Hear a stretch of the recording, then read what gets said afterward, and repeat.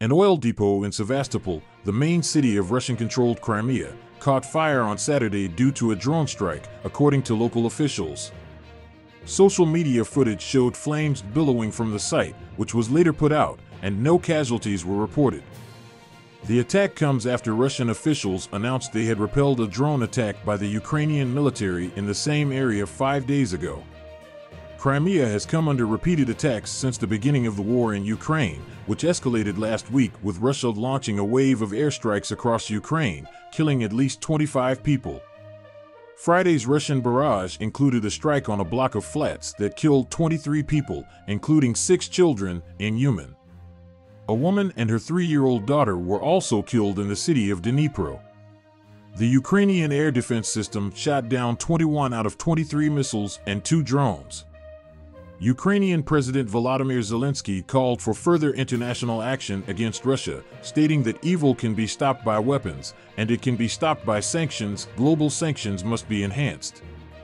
Meanwhile, Ukrainian forces have announced that they are prepared to launch a military offensive with new equipment supplied by Western allies. The drone attack on the oil depot in Sevastopol comes just 5 days after Russian officials claimed they had thwarted a drone attack by the Ukrainian military in the same area. Crimea has been the target of repeated attacks since the beginning of the war in Ukraine. In the wave of airstrikes on cities across Ukraine on Friday, a block of flats was hit in Uman, resulting in the deaths of 23 people, including 6 children. A woman and her 3-year-old daughter were also killed in the city of Dnipro. Kiev was targeted for the first time in 51 days, but there were no reports of casualties in the capital.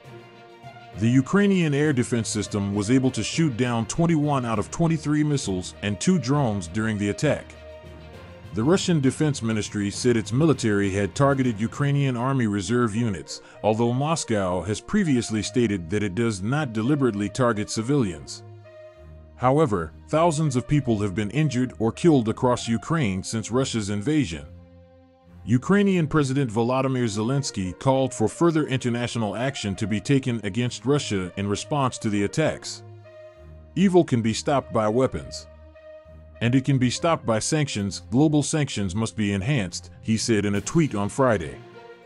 The attacks came as Ukrainian forces claimed to be ready to launch a military offensive using new equipment supplied by Western allies. Russia has struggled to make headway in its winter offensive, including a 10-month battle for control of the strategically important city of Bakhmut.